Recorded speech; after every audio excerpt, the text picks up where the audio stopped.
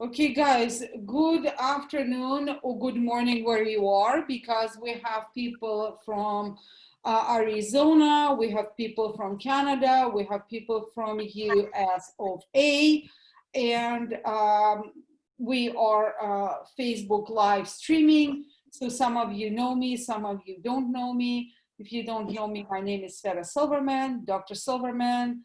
So by trade, I diagnose cancers. By mission, I teach health. So today is a very, very unique interview. I am really jumping out of joy because we have an absolutely distinct honor to speak with Dr. Kiran Krishnan, who I met, I would say, probably 3 to 4 years ago. And the microlab Spores microbiome labs just started. And I looked at you and I heard you speak at the Naturopathic Oncology annual meeting, and I was blown away. It's like unbelievable. What is he talking about? Never heard of this, Probiotics or something, but it kind of makes sense. Don't know anything, want to know tons. And so I was talking to Kiran right now. If you guys are teaching, learning, living, educating, being educated on health, which is, I believe now, at this day and age, in this life of uncertainty, is the most important thing. The most important thing after washing hands is your health and your overall health and your immune system. Microbiome health. Please mute yourself. So the thing is, if we're talking about everything what I just said, you gotta think of your microbiome. Whether it's a gut microbiome, whether it's a skin microbiome, it's a microbiome. We are full of either harmful microenvironment or beneficial microenvironment. And it's up to you and it's up to me which one we choose, because there's a constant war. And if we are unhealthy, so the bed bugs win. Now, with Dr. Kiran Krishnan, it's interesting. I asked Kiran how to introduce himself. And he said, call me super nerd.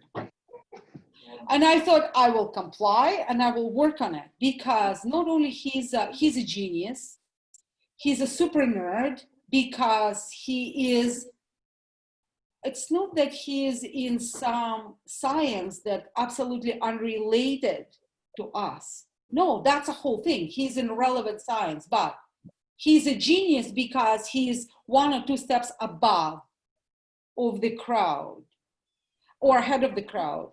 That's one thing. And number 2, what resonates me with Kiran is his generosity and his kindness. This guy, who's a world-renowned speaker, multiple times a research publisher, chief science officer here, there, and everywhere, but he donates his time out of the goodness of his heart. That resonates with me. Now, if he's a super nerd, I thought I will comply. So because I'm wearing a Cambridge, authentic Cambridge hoodie, which I got in the land of Hogwarts in Cambridge in 2015 at my first NRF2 conference. So Kiran, please, thank you so much. And let's begin the discussion. Do you want me to start? I send you the list of questions, just tiny list. Oh, we can jump right ahead. So for example, we can start. So I mentioned probiotics and I mentioned Sporebiotics. What is it? Why do we need both? When do we need pro? When do we need spores? Thank you. Yeah. First of all, let me just say that was probably one of the kindest and best introductions I've ever had. So thank you so much for all your amazingly kind words. For me, these kind of programs are so critical, right? Because knowledge is power, empowering people with information about how their body works so that they can be their best advocate for giving themselves ultimate health and wellness. That's really where all of this ends up making sense. all of the research I might do, all of the research all these brilliant researchers do, all of the work that everybody does is immaterial unless it gets to the individual, unless the individual gets to understand it and appreciate it for what it is and appreciate the value in it, and then they take action, right? So that's why, to me, although I speak at many conferences, of course, prior to the world ending, I speak at many conferences to lots of health practitioners and scientists and all that. This kind of work is absolutely critical, because to me, this gets directly to the people that need it. So I appreciate the opportunity. Yeah. The most important thing is to teach it to the crowds. Yeah, exactly. And I think today, even just from this single interview, will hopefully empower people to understand about how their body works a little bit better and what they can do to optimize their ecosystem, right? So, as it was mentioned already, that the microbiome is really the dictator of how your outcomes pan out, right? Your microbiome is and should be and can be the biggest advocate of your health and the thing that drives health and wellness. And certainly, if we don't support our microbiome in the right way, it becomes the biggest detriment to health as well. So virtually every chronic illness that we are concerned about and care about starts off in some point from some disruption in our ecosystem. And so that's the overall theme here, is that there's an ecosystem in and on us, and the outcomes of that ecosystem determine our health and wellness. We are designed as something called a holobiome, a superorganism, and that design is subject to changes in the environment around us and changes to the things that we put into our system, right? No different than if you have a garden in your backyard. The environment around the garden, what you put in the garden, is going to affect the outcome of the garden. And the same way we are designed, we are a walking, talking rainforest. We are the most complex ecosystem in the world, as far as we have been able to study, right, as a human race. And what we put in, on, and around that ecosystem will determine the outcomes of that ecosystem. And the outcomes of that ecosystem can either be vibrant health and awesome long-term wellness, or it can be disease. And so we're going to touch on some of those things as we go through the conversation. But let me go back to answering your first question, the spore-based probiotics and then the conventional probiotics, right? When do you know what's the difference, and when do you know when you need each of those? So the spore-based probiotics, let me start with that. The idea behind the spore-based probiotics is that these are effector bacteria, meaning they have a really profound capability of affecting the rest of the microbes that exist within your microbiome. They do that in many different ways. One, if you've got too many overgrown problematic bacteria, they have a capability of identifying those microbes, sitting around them and surrounding them, and bringing down their growth. We have publications to this effect. Now, we've completed a study at Cleveland Clinic recently that'll be published soon that shows that even with pathogens like C. diff, they have the capability of seeking out the presence of these organisms, sitting around them, essentially surrounding them, and bringing down their growth. So they protect us in that way. Now, our early hypothesis is that if they have the capability of doing that, maybe they also have the capability of enhancing the growth of our really beneficial microbes that we know are associated with really positive health outcomes. And sure enough, they do that as well. So these keystone strains that I like to talk about in the microbiome, these are really important bacterial strains that have specific functionality on metabolic processes, on immune processes, things that protect us on a day-to-day basis.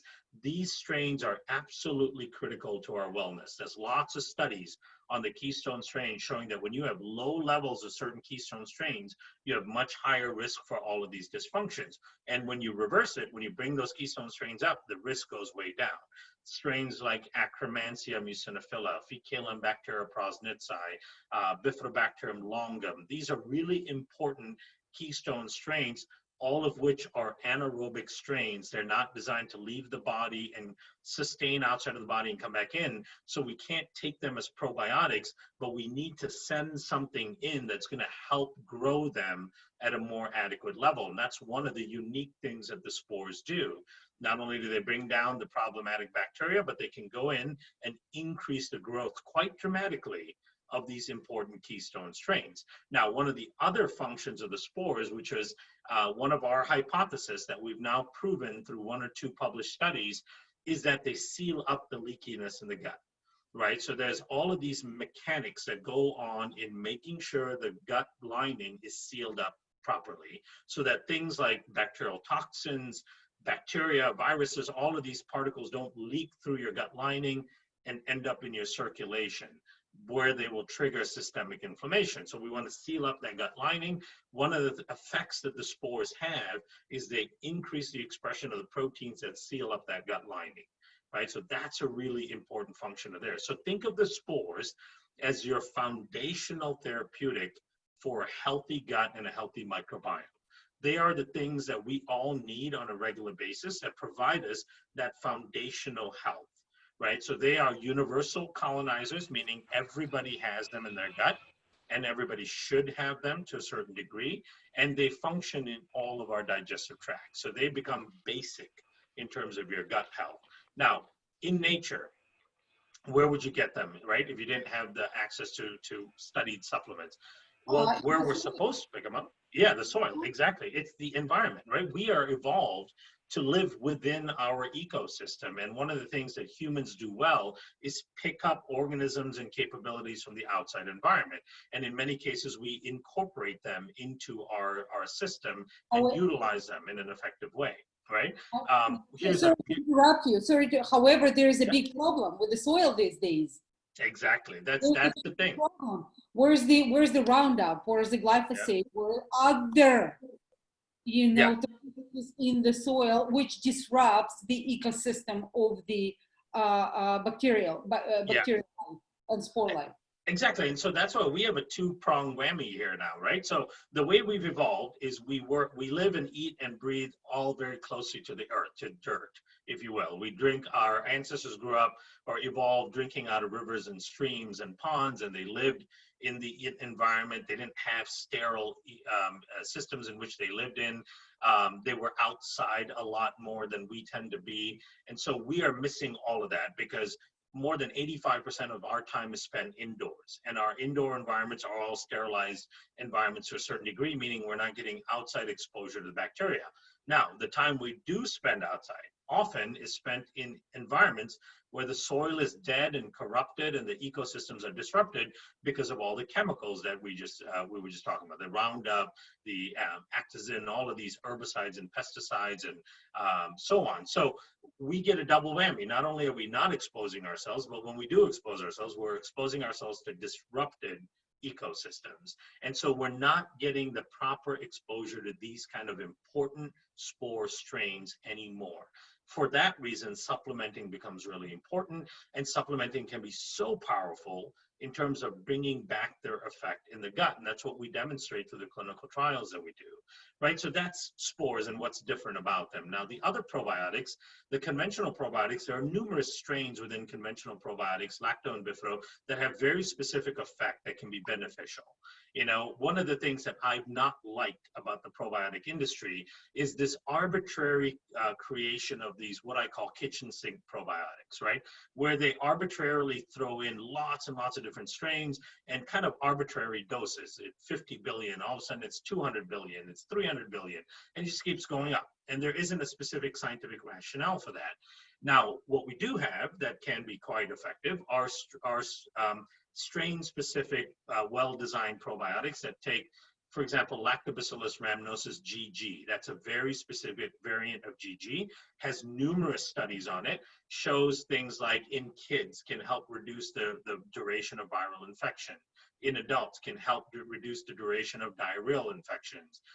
Bifidobacterium infantis 35624 is a very specific strain that's been shown to reduce the duration of diarrheal infections in kids. So these kind of specific use strains can be used effectively for those specific conditions and outcomes. Spores become your go-to baseline, keep the gut healthy, put the gut back into a healthy state, improve the ecology of the gut, the basic things we all need.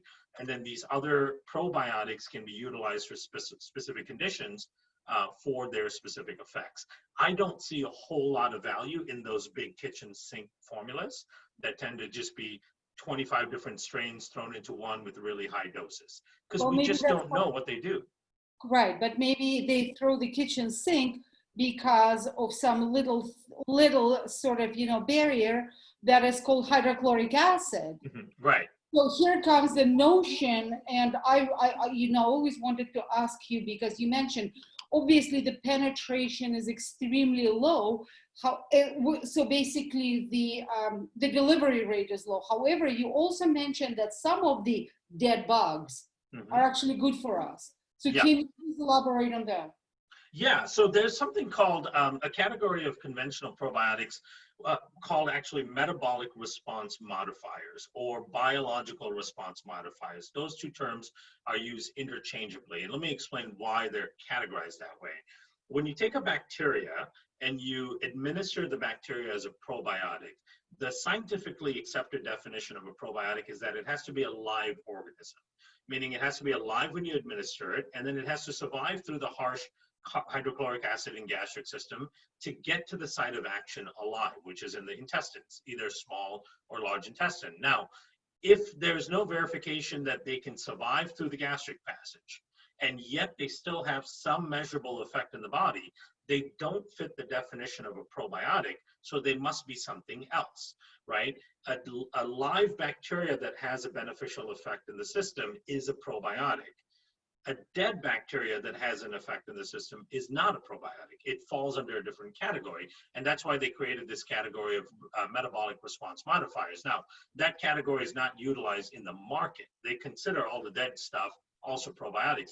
But in the scientific world, and in fact, to some degree in the regulatory world, those are not allowed to be considered probiotics. They are metabolic response modifiers. Now, how is it that they can affect change when they're dead, right? That's a big question. So as it turns out, those are very strain specific as well. You need a specific serotype of a specific strain, like take Rhamnosus GG as an example. Lactobacillus rhamnosus GG is a particular serotype or particular subspecies within Rhamnosus. It has specific qualities that your typical Rhamnosus strains don't have. And one of the aspects of that quality is that they may produce things like little nanovesicles within the cell itself that may contain little peptides or little pieces of RNA that can affect your metabolic response when those are released into your system. That's one of the reasons why they call them metabolic response modifiers, because when the bacteria gets into your system, and then the stomach acid basically opens up the bacteria, blows up the cell, if you will. That releases all of these little effector molecules that can have an impact on your metabolic or immune response. So thereby, you still get an effect from them, even though they're dead and dying going through the system. So you're basically talking about now there's one of the concepts which is called nanoparticles. Mm-hmm. Yeah, yeah, they're very popular. Yeah, and in fact, nanovesicles are a thing that we know that bacteria make, certain bacteria make. And some bacteria will make nanovesicles that have an impact on us. Most of these nanovesicles that are made are more important for the bacteria in their little world than it does anything for us at all. But that's why these variants that have been found to have this kind of impact on your metabolic response can be beneficial therapeutically. And in fact, you take Rhamnosus GG, I keep using that as an example because they've studied this with this strain where they actually take the live bacteria and they administer it and it has a certain impact on the body. And then they specifically kill the bacteria with heat and then administer it, and it has a more profound impact. Right? So the dead version actually works even better. And part of the explanation for that is when you kill the bacteria, it releases all of these components within the bacteria. Now, in some cases, it may not be the nanovesicles or particles. It may just be some conformation on the cell wall of the bacteria that has a way of stimulating some of the immune tissue in your gut, right? So that may be enough just to create an immune stimulation in the gut that will produce a known effect. And so that's really the key behind your conventional probiotics, is focusing on strains that have specific studies that show that they have a beneficial response, and then making sure you're getting adequate amounts of those particular strains for your specific response, right? And so that makes it a little more complicated because that's so not how probiotics are formulated. This is so awesome, especially when you're talking about, let's say, lactobacillus rhamnosus, because we kind of conventionally, we talk about large gut microbiome, and we kind of ignore the small gut microbiome, which is so critically, essentially important, because where is digestion and absorption happening? This is the small gut. And where is our, gout or mold? Where is our gut-associated lymphoid tissue? Where is our mucosa-associated lymphoid tissue? It's predominantly surrounding our small bowel. So again, this makes absolutely perfect sense. Now, just sort of, a couple words. Let's say, for example, it seems like you're favoring Lactobacillus rhamnosus GG. Any particular foods? Any particular foods that you find that in? Some fermented foods or something that you'll recommend?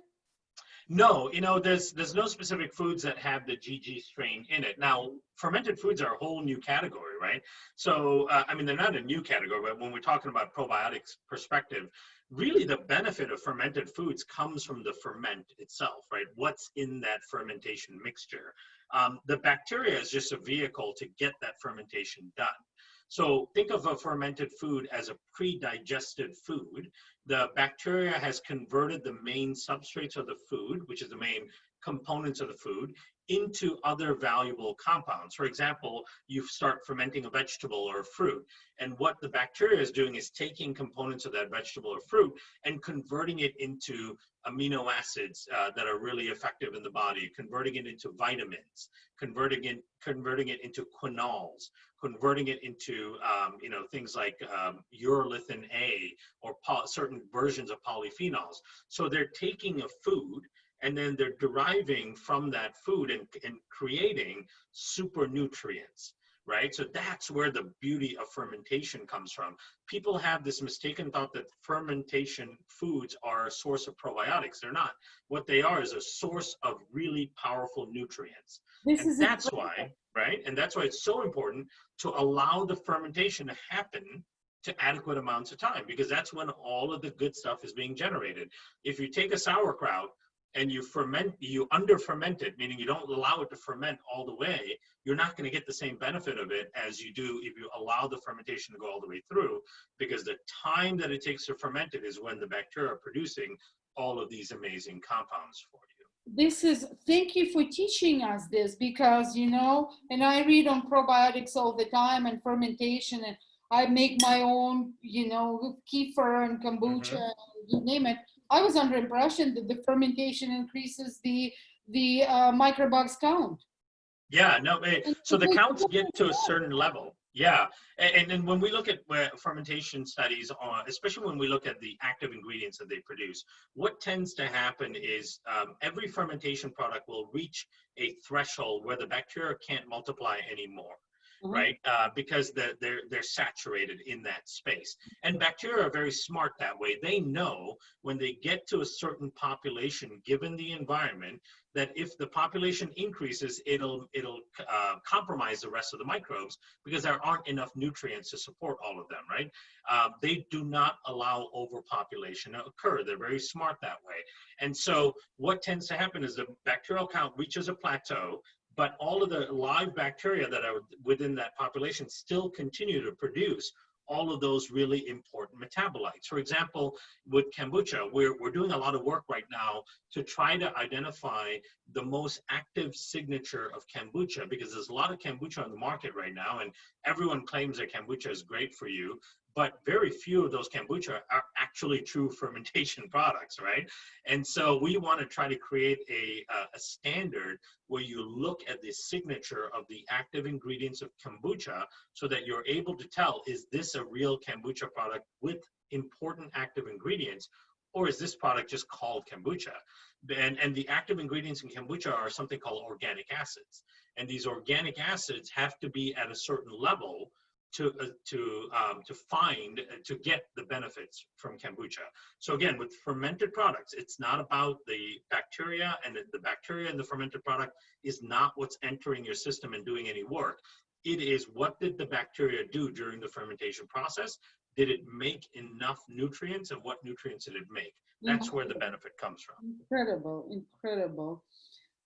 Because there's another concept with fermentation is histamine. Mm-hmm. One has to be very, very careful. You know, if the background is, you know, high histamine and high mast cells, and, you know, kind of other bad background is there, one has to be very careful. But this concept that it actually makes food, so the fermented food actually makes food, is incredible. I mean, Yep. essential cells food, that's a whole thing. Yep, absolutely. That makes sense when they say, again, when they say microgut and brain, so that, let's say that those fermented foods are making, as you said, let's say amino acids and vitamins and probably short chain fatty acids and stuff. And that is, you know, these are precursors for neurotransmitters and just simply food for the brain cells. Incredible, incredible. Yeah. So one thing I want to make sure your audience understands is that, you know, when we talk about food and feeding our system, right? So we think erroneously that all the components we need for our function are already present in the food. And all we need to do is eat that food, and then the food gets broken down and those components are absorbed into our system, and then our cells use them. That couldn't be farther from the truth. Most of foods that we consume do not have lots of the components that our cells critically need in order to function. The way we get those critically important nutrients from food is from bacteria converting the nutrients in food into other things, and then we absorb those other things. A couple of great examples of that is a set of compounds called uralithines, right? In particular, urolithin A. And I know it sounds like a big nerdy term, which I love, but uralithines are basically derivatives of polyphenols. And most people have heard of polyphenols. They are the colored components of fruits and vegetables, and so on, right? There's all kinds of, berries, you name it. Totally, all kinds of chemistry that's already present in the fruits and vegetables. Now, we know that polyphenols are very important for our health. We absorb lots of polyphenols directly from the plants and the plant-based foods. However, uralithines are absolutely critical for the function of our mitochondria, as an example. Without adequate amounts of uralithines, our cells would die much faster, and our cells would undergo oxidative stress much more readily, right? So we would be much more susceptible to inflammatory, systemic, oxidative stress conditions. Even things like cancers and aging, and all of this is driven by dysfunction in mitochondria. Now, uralithines protect us against all of those, so they're really essential nutrients. But there isn't a single food in the world that is high in uralithines. They don't exist in the food. What we need in order to get uralithines is bacteria in our gut specialize in taking polyphenols from the foods that are coming in. They will metabolize those polyphenols and convert them to uralithines for us. And then we will absorb those uralithines from the bacteria. That's how we get that critical component. Same thing with short chain fatty acids, butyrate, propionate, and acetate. We get almost no access to short chain fatty acids directly from food. They come purely from the microbes in your gut converting carbohydrates into short chain fatty acids. Then we utilize them, right? So this is a really important illustration of the relationship between our gut microbiome and our function, because we cannot get all of the critical components that we need to function appropriately just from food. The food has to be processed by microbes in the gut in order to get all these critical components. So that's a really important relationship. This is so critically important, because you basically now tied up the symbiosis Exactly. The Yep. extracellular biome as a, a microbiome. Yep. Your Yeah. That extra. exactly, and your intracellular metabolism, because you just started up mitochondria Yep. with microbiome. Yep. And there's something called a mitochondria microbiome axis. You know, how does the microbiome influence our mitochondria? Our mitochondria, of course, arguably being one of the most important components of our own cells, right? Yeah. They're the powerhouse of the cell. They determine the age and the function of the cell. And as your mitochondria start to shrink in its capability, that determines your longevity and your aging. And it's such a big part of our function. And there's so many components that come from the microbiome that are required by our mitochondria. So when we're thinking about health and wellness and all that, we can't just think about, okay, I'm going to eat a clean, diverse diet. The question is, do you have an adequate microbiome to make the compounds that you need from your diet?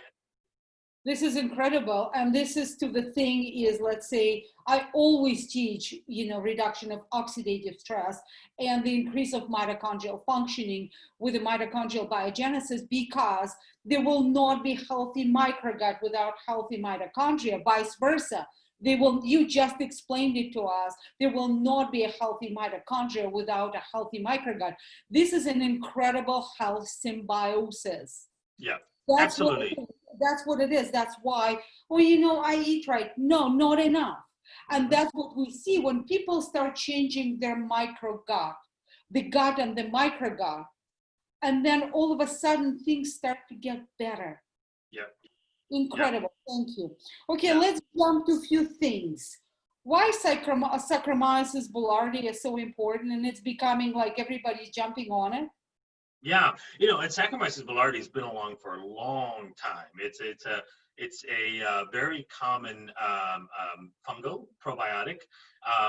In nature, it's found in natural environments. You find it in the ecosystem, in grasses and in fruits and vegetables, and the surface of fruits and vegetables. So our ancestors would have gotten a good amount of exposure to Saccharomyces boulardii through their picking and foraging for fruits and berries and so on. So they would get a natural exposure to them. Now, boulardii is a fascinating organism to me. It doesn't colonize particularly well. It tends to be very transient. However, during its passage going through the system, it does produce things like lactic acid and does acidify the gut to a certain degree. But one of the things it seems to do really well is it seems to upregulate immune response pretty well. Boulardii plays a good role in helping control the rest of the microbiome, because one of the control mechanisms of what is living in your microbiome comes from your intestinal epithelium, right? So your intestinal epithelium, which is the cells that line your intestinal wall, they are constantly getting signals from the microbiome, what's going through your system, what the ecosystem looks like, and then they are producing things like antimicrobials in response to that, because your gut lining is trying to control what the population of bacteria looks like sitting on top of it. One of the things that Saccharomyces does really beautifully is stimulating signals to your intestinal epithelium as it's passing through to produce antimicrobials that will actually bring down the growth of certain pathogenic organisms.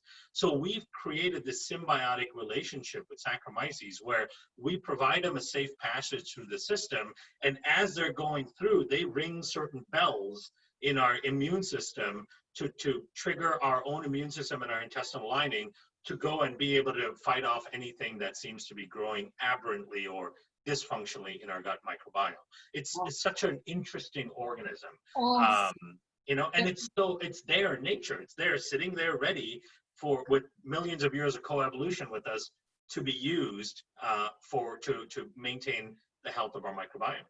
Awesome. Another thing, there's another kid in the block favorite, Akkermansia. Mm-hmm.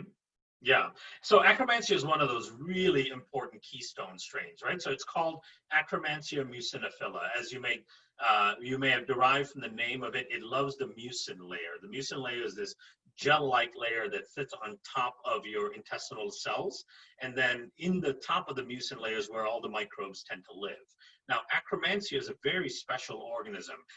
The lots and lots of big studies, review studies, both on animals, humans, and alike, have shown that Akkermansia levels are inversely correlated with virtually everything under the metabolic syndrome spectrum, right? So metabolic syndrome is this big category of diseases that basically kills somewhere around 80% of people, typically. If you have a disease, chronic condition, 80% of the time it falls under the metabolic syndrome spectrum, right? That includes things like heart disease, diabetes, polycystic ovarian syndrome, dementia, Alzheimer's. All of those fall into metabolic syndrome because it starts off with dysfunctional metabolic response and lends itself to chronic low-grade inflammation. And chronic low-grade inflammation drives all these diseases. Now, Akkermansia has been shown that when it's high in your microbiome, when you have adequate levels, it protects against all of these conditions under metabolic syndrome,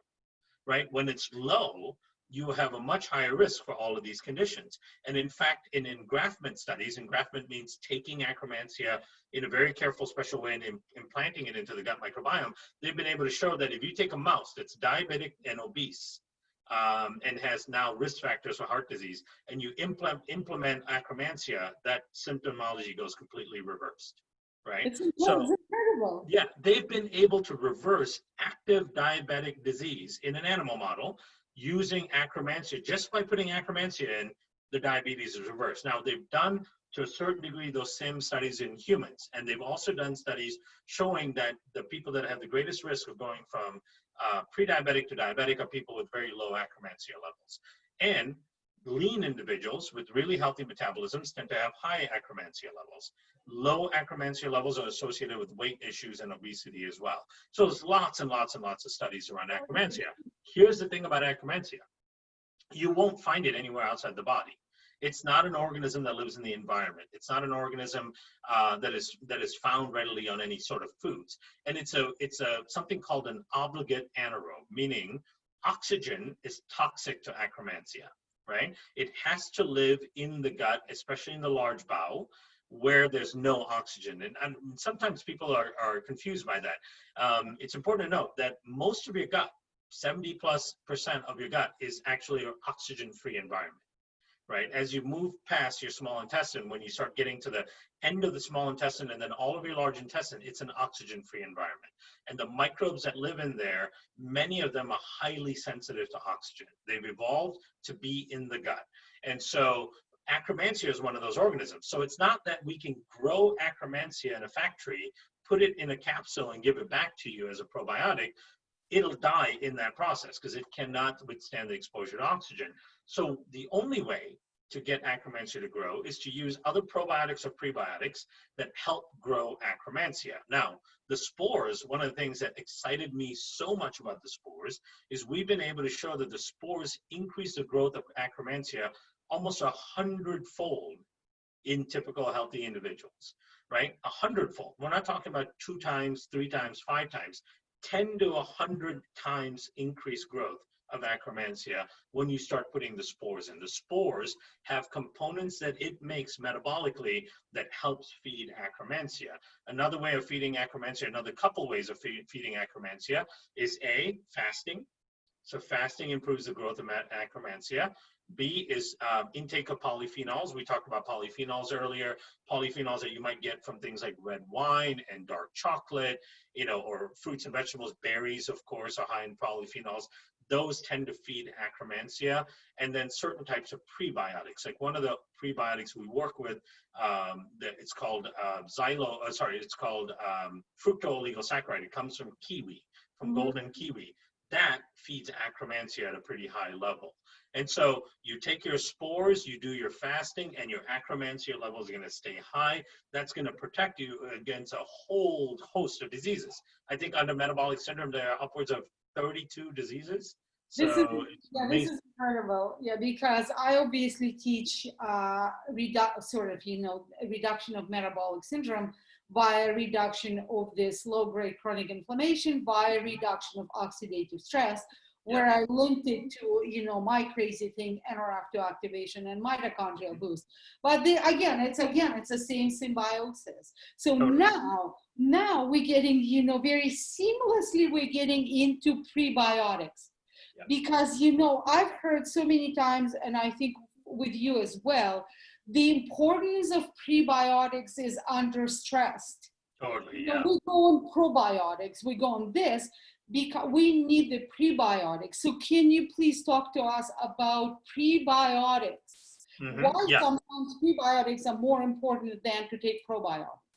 Yeah, absolutely. You know, prebiotics are really food for the bacteria. And so they're going to do a big job of feeding certain classes of bacteria that are really important for our overall health and wellness. Now, not only do they feed those bacteria, but during the process of the bacteria eating those, they're producing compounds that are very important to us. So it's a two-edge benefit of prebiotics. So they are helping select for bacteria that are really important for your health. And then during that process of the bacteria metabolizing the prebiotic, they're producing compounds that are absolutely essential to our health. A simple example of that is oligosaccharides that we use. Oligosaccharides come from fruits. They can come from certain vegetables. So we use fructooligosaccharides. They can come from milk derivatives. These oligosaccharides feed certain classes of bacteria within the gut that are really important protective bacteria.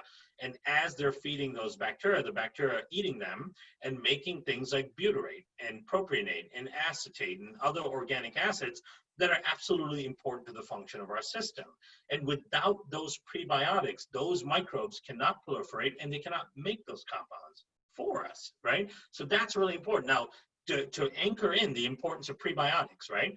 Mother's milk, the only mammalian food that's been perfected by evolution for millions of years, mother's milk, up to 30% of the content of mother's milk are prebiotics that the baby can't even digest for energy, right? Those prebiotics are there over millions of years of evolution, have been selected for specifically because they're so important to feed the bacteria in the gut and allow the bacteria to produce compounds that the baby needs for growth and development, right? So our mammalian food, our only mammalian food that's been perfected by evolution, contains upwards of 30% of prebiotics, oligosaccharides in particular, and there are upwards of 200 different types of prebiotics in mother's milk. It's such an amazingly complex nutrient source, but it shows you through the course of evolution, nature has selected these prebiotics to be so important for the development of that infant, right? And so prebiotics the rest of our lives continue to be really important. So we have to pay attention to them. We focus. Is colostrum a prebiotic? Say that again? Is colostrum a prebiotic? No, colostrum is not a prebiotic. So colostrum will have immunocomplexes, and those can be very important for immune function of the baby, but they don't have the oligosaccharide component to it. The oligosaccharide would come out of, they separate out those oligosaccharides when they make colostrum. They're trying to isolate the protein component, all of the antibodies and immuno growth factors and so on, and then the carbohydrate portion, which is the prebiotic portion, gets removed. But it's so important for us to supplement with prebiotics. Let me just ask you a question just to make sure. So you mean Dunkin' Donuts are not prebiotics? I know, isn't that crazy when you think about it? Ice cream is not, pizza is not, you know, and fiber is also not prebiotic. So that's another important distinction, right? And in fact, the FDA specifically designates things as prebiotics and fiber. They're two separate things, right? So fiber is roughage. Fiber can be metabolized by lots of different bacteria in your gut, right? Bad bacteria and good bacteria. Fiber is very important to your system, but it is non-specific of a nutrient source for the gut. It's basically roughage that your body doesn't digest. It goes into the gut and lots of different bacteria eat away at the fiber. Prebiotics are highly precise and they have very specific targets as to who they can target. So some companies will erroneously label general fibers as prebiotics, but they're not. Absolutely, that's what we read, that undigestible fiber is your prebiotic. So what you just taught me, it's like a light bulb. Yeah, and that's why we have to be very specific with the prebiotics. So when we created our prebiotic product, we called it actually precision prebiotics because we were careful to It's yummy. select prebiotics. That's what? Yummy. Yeah, and it's yummy, right? It's one of my favorite drinks to drink each day. And then when you think about all that it does for you, one of the studies we published in August of last year, we were able to show that when you take the Megaspore, the Spore probiotic and the prebiotic, and you combine it in what we call a synbiotic, the increase in diversity in the microbiome is mind-boggling. It increases the diversity of the microbiome somewhere around 30% in a 3-week period. Right? That's insane that you can increase the diversity of all the functioning bacteria in your gut by that much just by taking a prebiotic and a probiotic together. But it all comes from the specific intent of how we've selected the ingredients and formulated it to provide the most benefit in the gut. Incredible. Now let's move into this. Thank you. It's incredible. Are you okay for timing? Because I'm like yeah, I've got about 12 minutes if you guys are okay. I'm in micro gut heaven. So anyway, now let's get to the antibiotic versus probiotic versus sporebiotic when, because the recent American Gastroenterologist, the guidelines of American Gastroenterologists Association actually not recommending probiotics after the course of antibiotics. Yep. Yeah, and I stand behind that because here's the thing. Here's the thing that the probiotic industry, again, is not really thinking through with the right scientific approach. And the probiotics they're talking about are the lacto and bifido-based probiotics, right? That's what was studied in that Israeli study that showed. Yeah, Israeli studies, exactly. Yep. Yeah, they showed that when you take a course of antibiotics, it diminishes your microbiome, your commensal regular endogenous bacteria. That means your own microbes. Those levels come down. But if you start taking those multi-strain probiotics, it actually makes it harder for your endogenous bacteria to come back. Why is that? Well, because if your endogenous bacteria contain things like lactobacillus bifidobacteria, and the probiotic you're taking has lactobacillus and bifidobacteria, what's happening is when the antibiotic brings down the level of your natural population, and you take this huge dose of the probiotic, those probiotics are now competing with your own population for those binding sites and real estate in your gut. So they slow down the recovery of your natural bacteria. That's the part that was, and we knew this before this study ever came out. In fact, you could probably find and pull interviews I've done maybe 6 years ago that talk about this same problematic concept.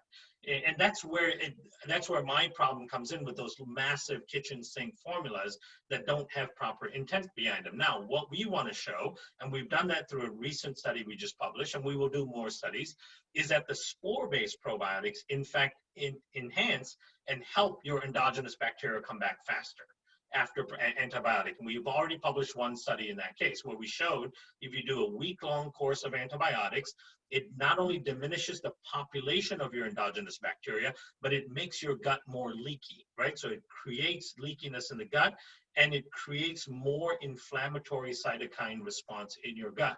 So now it's not just the population of bacteria. You have side effects of increased leaky gut, increased inflammation.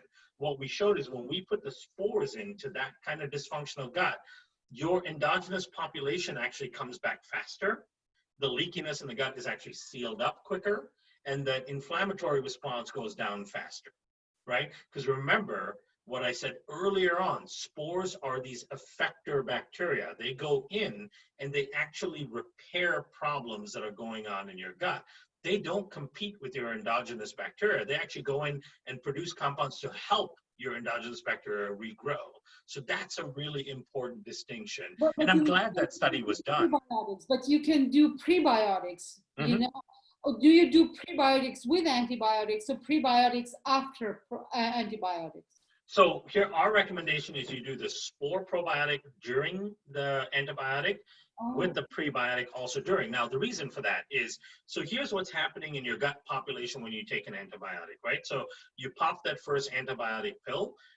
Most antibiotics tend to clear the gut within about 3 hours. But in that period where it's in the gut, imagine your population is up here. Everything gets knocked down completely. Like there's 98, 99% die-off of your microbes in the gut while the antibiotic is in the digestive tract, right? Now then the antibiotic ends up leaving the digestive tract, it goes through the liver and into the system. Once it leaves, then those bacteria start to recover again, they start to come back. The problem is when the bacterial population goes from here to here, in that short amount of time, the ecosystem has changed. One of the key things that has changed about the ecosystem is the pH, right? Because when your population is up here, you got all of these bacteria that are producing acid to keep the environment acidic, right? And when the environment is acidic, pathogenic bacteria, pathogenic yeast, they don't grow very well. So that's one way of protecting against those dysfunctional organisms. So you've got the population up here, they're maintaining the growth by, or they're maintaining the overgrowth of bad players within the gut by acid. Now, when you bring down the population by 90+%, that acid production has stopped, which means that the pH of your gut now goes up, right? And it's becoming less acidic and more basic. So now when the bacteria start to grow back, once an antibiotic clears the system, the microbes that do better in a higher pH, which tend to be more problematic bacteria, they tend to grow back a little bit faster. And then now they are at a little bit higher level than your good bacteria from before you took the antibiotic. Then you take the next dose, everything gets knocked down again, and then the dysfunctional bacteria come back even faster. So what's happening with every dose that you take is you're creating this disproportion of good and bad bacteria because the ecosystem is starting to change. One of the reasons we say to take the spores while you're taking the antibiotic is because when those microbes get knocked down and they start to grow back, when the spore is in there, the spores produce the acid, they will keep the pH low, and they will orchestrate who comes back at what ratio. So they do help your gut microbiome recover more towards your native microbiome rather than this new dysfunctional microbiome, right? So they are very important during the course of antibiotics, and then we tell you to keep them up after the antibiotic course is completely done so that they maintain those really important population dynamics within the microbiome. And they continue to recover the microbiome, the lining of the gut, the inflammatory response, the pH, all of that stuff. They keep fixing all of that so we recover your microbiome back. So they basically sustain your indigenous microflora. Exactly, yeah. They are there as a support mechanism for the healthy distribution of your indigenous microflora. And then taking prebiotics in addition to that is further help to your indigenous microflora because those prebiotics come in, and remember I said prebiotics are precision. They come in and they specifically feed certain groups of really important bacteria so they can get back on their feet and get their population levels back up. Awesome. I'm a great proponent of rotation. Mm-hmm. So, you know, I have multiple products in my armamentarium and spores and probiotics, and I'm always on prebiotics. Mine, somebody else's, yours, because I rotate and I Sure, yeah. So the thing is now, what's your take on how long should we actually be on probiotics or spore biotics?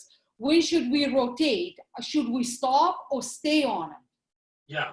So with the spores, you know, if we look at it in nature, the way it's supposed to happen is we're supposed to get daily exposure to the spores from our environment, right? And the spores have become transient for that reason. They come in, they'll stay for a little bit, and then they leave because we know our system is designed to get continuous exposure to them. So they keep coming in, they fix the gut, and then they leave. They go back into the environment. They come in, fix the gut, and go back out.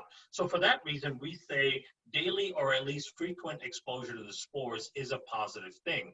We have some people whose guts are now doing fantastic. They basically take the spores once or twice a week.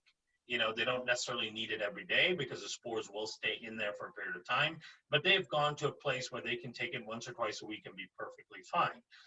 I, on the other hand, I take it every day because in normal times, I put my body through a lot of stress because I travel like a crazy person. You know, I visit typically 15, 20 different countries in a year. And, you know, I travel somewhere around 70% of my time. So I'm putting my body through a lot of stress. And the more stress, the more exposure you have, the more things that you're exposed to that can harm your microbiome, the more you need the spores in your system, right? So that's kind of how you judge it, is once you're in a stable place, you feel good about your microbiome, your healthcare practitioner has told you that you're doing it well, then the maintenance is really dependent on how much abuse your system takes. But you You know, circulate with probiotics, or you just stay? I just stay with the spores. I do the spores, the prebiotic, and then I try to get as much diversity as I can through food.